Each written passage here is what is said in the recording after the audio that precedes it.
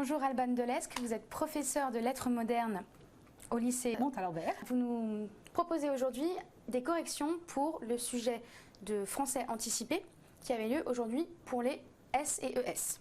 Tout à fait. Alors, je vous en prie, je vais vous laisser nous expliquer tout ça. Alors déjà, on va revenir sur le corpus. Donc il s'agissait d'un corpus diachronique de 4 textes. 4 textes situés entre le 19e et le 20e siècle, donc un corpus assez contemporain. C'est vrai que les examinateurs, le bac depuis quelques années donne des textes un petit peu originaux et beaucoup d'œuvres contemporaines. Donc tout d'abord il s'agissait de faire le corpus. Un corpus assez court, en une page recto verso, c'est amplement suffisant. Et surtout, l'intérêt du corpus et l'enjeu du corpus, c'est de comparer les textes entre eux, de montrer comment ils peuvent s'imbriquer, se répondre les uns les autres. Et j'imagine de les comprendre aussi pour la suite de la question Tout à après. fait. Et c'est vrai que la question de corpus est très importante parce qu'elle permet d'amorcer le reste de l'examen, de l'épreuve, à savoir le commentaire, la disserte et l'invention. Et c'est une question préparatoire très importante qui va déjà donner des éléments d'analyse. D'accord. Donc là, aujourd'hui, la question de corpus, c'était quelle relation le poète entretient-il avec la nature dans les poèmes? Comment vous l'auriez traité? Alors déjà, il faut donner envie au lecteur de vous lire. Et ça commence par une bonne phrase accroche qui montre la culture littéraire, ce qu'on a pu apprendre aussi en cours pendant l'année, et qui introduit le sujet. Donc pour une phrase accroche, je proposais une citation de Baudelaire dans Les Fleurs du Mal, qui dit « La nature est un temple où de vivants piliers laissent parfois sortir de confuses paroles ». Parce que le thème de cette année était la poésie lyrique en relation avec la nature. D'accord. Voilà. Ensuite, il fallait présenter très succinctement les textes, donc dire qu'il s'agissait d'un corpus diachronique, d'époques différentes. Le premier texte de Lamartine c'est un poète romantique. Et ensuite, c'est vrai que les candidats auraient pu paniquer à l'idée de ne pas connaître les autres textes et de la poésie contemporaine, mais c'est pas si grave que ça, parce que il s'agissait simplement de resituer par rapport à l'époque. Donc si on ne connaissait pas le poème, c'était pas censé nous bloquer pour la suite? Pas du tout. D'accord. Tout à fait. Donc, il faut aussi bien définir la nature des textes. Donc là, il s'agit de poésie lyrique. La poésie lyrique, c'est un thème très développé depuis l'Antiquité jusqu'à nos jours. Et c'est un thème que l'on retrouve dans beaucoup d'œuvres et chez beaucoup de poètes. Le lyrisme, c'est quoi? Il y a différentes thématiques au lyrisme. Tout d'abord, donc l'exaltation des sentiments personnels, donc tout ce qui est je, moi, égotisme va être très important dans le lyrisme. Des émotions et souvent une poésie où l'auteur va se plaindre de sa situation. Qu'on retrouve notamment dans le spleen de Baudelaire. Tout à fait, oui. Donc la poésie élégiaque, l'élégie, la souffrance, la mise en avant de sa souffrance, de soi, c'est très important en poésie. D'accord.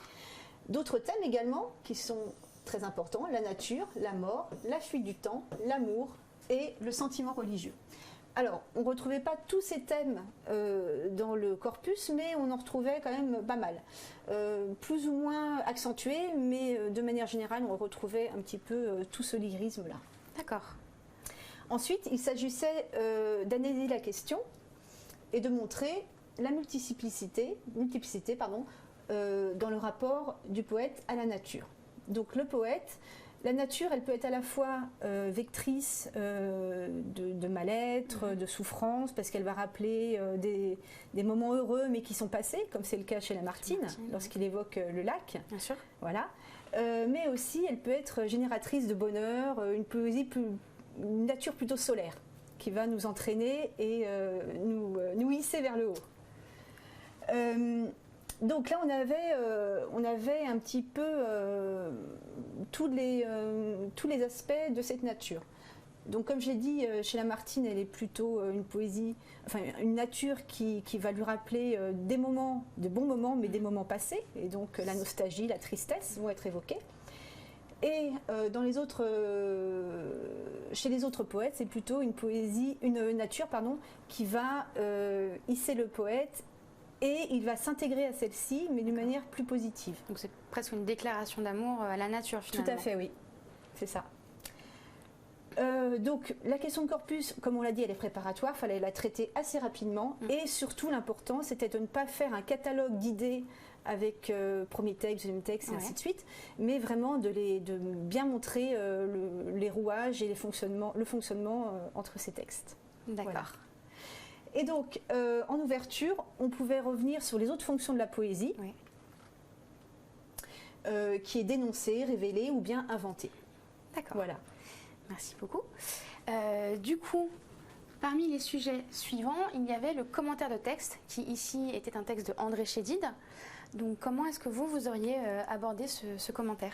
Alors, c'est vrai qu'André Chédid, peut-être qu'on pense à son illustre AM, qui est de la même famille qu'André Chédid. Mais André Chédid, c'est aussi c'est une famille d'artistes, mais André Chédid, c'est une poétesse très importante pour le XXe siècle. Alors là aussi, on aurait pu être pris de panique et un peu tétanisé par ce texte qui est déroutant au début, mais qui après, on voit qu'il est assez facile à traiter. Donc toujours, la forme est très importante, l'introduction, le développement, la conclusion. Une bonne forme sous-entend aussi un fond assez bien maîtrisé. Oui. Généralement. C'est pas toujours le cas, mais ça va de pair. Donc là, on aurait pu revenir dans une phrase à accroche, dans l'introduction, sur le sens du terme poésie, qui vient du grec ancien et qui signifie action ou création. Donc le poète, c'est un créateur, un inventeur. Et cet inventeur, il va y avoir une vision du monde particulière, une acuité particulière par rapport au monde. Et là, c'est ce qui est sous-entendu chez André Chédid, que le poète, et notamment elle, André Chédid, voit le monde à travers un prisme. D'accord, donc elle voit certaines choses que nous, pauvres mortels, ne pouvons pas forcément voir finalement. Voilà, tout à fait. Alors ensuite, il s'agissait de présenter l'auteur. Bon là, on n'a pas forcément de connaissances sur celle-ci, mais il faut utiliser vos connaissances, resituer ne serait-ce que dans le siècle. Bon, c'est vraiment très rapide à ce niveau-là. Oui, il n'y a pas besoin d'une biographie très développée. Non, tout à fait. D'accord. Et résumer le texte en une ou deux phrases pour montrer qu'on l'a bien compris. Voilà. Alors ensuite, pour formuler une bonne problématique, parce que c'est quand même ça le cœur du sujet, c'est la problématique et le plan, c'est toute la colonne vertébrale qui va tenir le commentaire. Et c'est ce qui permet, j'imagine, après de faire un plan finalement. Oui, donc la problématique elle est très importante. Et de cette problématique bien construite va en découler un plan. Donc il fallait se... Je peux m'arrêter 30 secondes? Oui, oui. Je m'aperçois que je n'ai pas fait de problématique. C'est pas grave, on l'a dit à l'oral. Oui, il faut que je réfléchisse 30 secondes alors.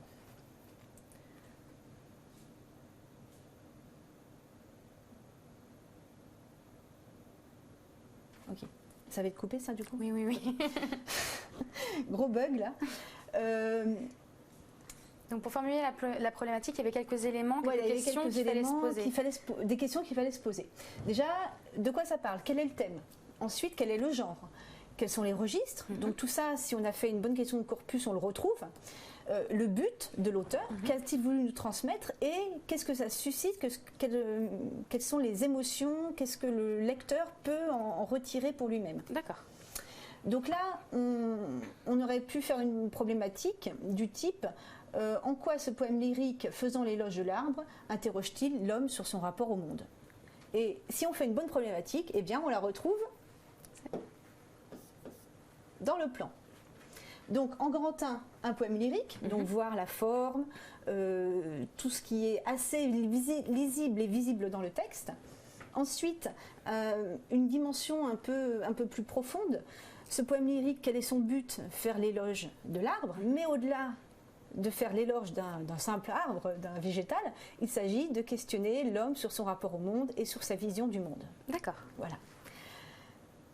Alors, bien sûr, dans le développement, même si on ne l'a pas mis là, il faut répondre à la problématique, répondre aussi à l'ordre du plan et à chaque fois relever des procédés que l'on doit interpréter et citer dans le texte.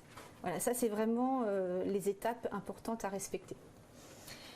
Et en ouverture, on pouvait montrer sa culture littéraire, par exemple avec Philippe Jacotet, qui est un auteur suisse, un auteur contemporain, et qui lui aussi a beaucoup travaillé sur la notion de nature.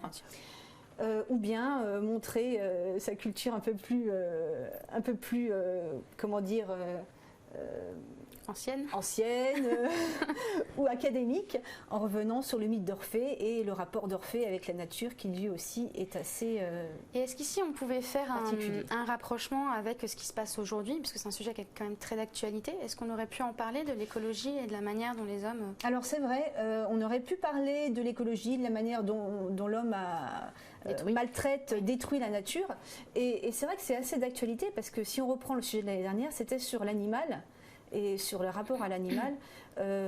Donc tout ce qui est dans un sens un peu écologique est quelque chose qui interroge. D'accord.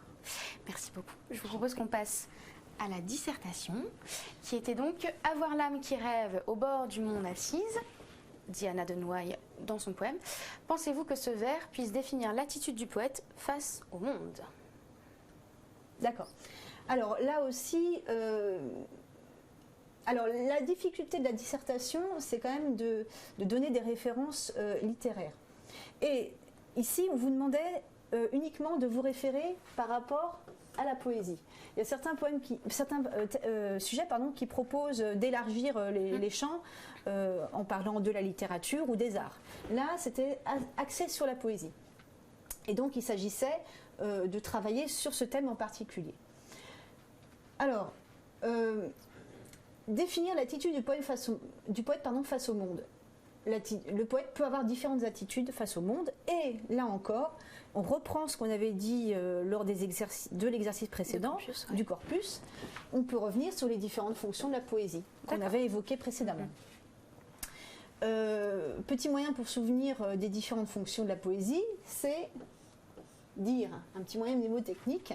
Donc la poésie, elle a pour but de dénoncer ou de célébrer, d'inventer, de révéler ou bien d'exprimer. Dans une dissertation comme dans un commentaire, j'imagine qu'il faut d'abord créer une problématique. Tout à fait, oui. Et pour créer une bonne problématique, là aussi, il y a des questions préalables à se poser. Donc déjà, le thème, de quoi parle le sujet, qu'est-ce qu'il faut traiter. Ici, c'est là où les fonctions du poète. La thèse, on a une thèse, c'est la citation qui se situe ici, qui est celle d'Anna de Noailles. Et c'est une position très tranchée, dans le sens où elle considère que la poésie est un regard sur le monde, mais un regard passif. Pourquoi? Parce qu'il y a le terme « assise » qui montre cette passivité et cette introspection par rapport au monde. D'accord. Bon, analyser les mots-clés, donc c'est ce qu'on a commencé à faire, et puis après définir le type de plan qu'il faut utiliser. Et ici, on pouvait utiliser soit un plan critique en 2 parties, soit un plan dialectique en 3 parties. Et c'est ce que vous nous proposez du coup aujourd'hui? Tout à fait, oui. La problématique pourrait être la suivante: la poésie n'est-elle qu'un regard sur le monde, qu'un regard passif sur le monde, en quelque sorte. Donc, en grand 1, on reprend la posture d'Anna de Noailles, la thèse d'Anna de Noailles, qui dit que la poésie, c'est avant tout une introspection, un regard distancié au monde. Ensuite, il s'agit de montrer l'effet inverse, la démarche inverse.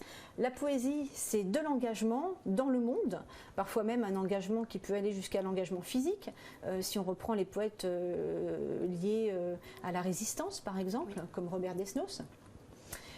Mais la poésie, au-delà soit de ce regard passif, de cet engagement du corps et de l'esprit, peut avoir aussi d'autres fonctions. Et la poésie, ça peut être un jeu sur les mots, sur le langage, sur la forme. En ouverture, on aurait pu utiliser Apollinaire, qui lui va regrouper à la fois toutes ces dimensions. Introspection, parce qu'il est souvent sujet d'amour, de Lou, de Marie Laurencin, par exemple. mais aussi un poète qui est engagé, parce qu'il a fait la guerre de 14 et il l'évoque dans ses poèmes, et un poète qui, lui, va inventer de nouvelles formes, comme le calligramme. Et je propose en ouverture la colombe poignardée et le jet d'eau, qui allie ces 3 dimensions. Merci. Et on va continuer et même terminer avec l'invention. Alors l'invention qui peut être très dangereuse. Tout à fait, oui. Mais qui peut se tenter si on connaît bien son sujet. Donc ici, c'était « Nulle part le bonheur ne m'attend », écrit Lamartine. Dans un texte poétique d'une certaine ampleur, vous prendrez le contre-pied de cette affirmation en évoquant l'épanouissement et la plénitude du poète au sein de la nature. D'accord. Donc oui, en effet, l'invention, c'est un sujet risqué, parce qu'on se dit, ah, c'est facile, il suffit d'écrire au fil de la plume, mais pas du tout, parce que l'invention, c'est avant tout de l'argumentation, des connaissances aussi, de l'argumentation, parce qu'il faut persuader, convaincre son lecteur de la validité de son propos, et des connaissances strictes de forme. Et là, c'était une forme assez particulière qu'on vous demandait. On vous demandait d'écrire de la poésie. Oui. Alors, soit de la poésie versifiée, ou de la prose poétique. Et en faisant ça, on était à notre tour en position de créateur, où on devait inventer un poème. Sur le modèle de Lamartine, alors il ne s'agissait pas de faire un pastiche de Lamartine, de l'imiter, mais au contraire, il fallait prendre le contre-pied. Voilà. Et Lamartine dit, lui, que la nature est à l'image de son être, de son intériorité triste. Et là, il fallait plutôt montrer que la nature est source de bonheur. Alors, il faut faire un texte inédit, c'est-à-dire que l'on va créer, mais on va aussi s'inspirer de tout ce qu'on a pu étudier de par le passé. Les textes qu'on a pu voir en classe, sa culture littéraire, ses connaissances de manière générale.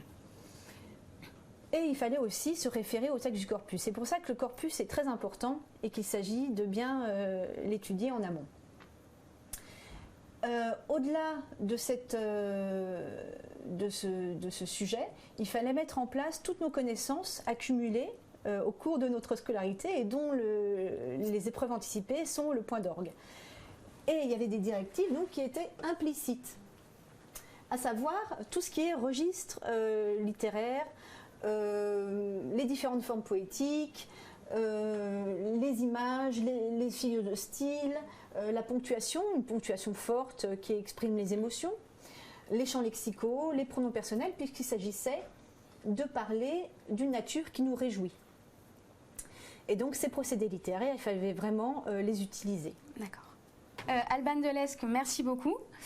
J'espère que ce corrigé vous aura rassuré par rapport à ce que vous avez fait en début d'après-midi. Et si vous voulez plus d'informations, rendez-vous sur le site studierama.com où tous les corrigés sont en ligne.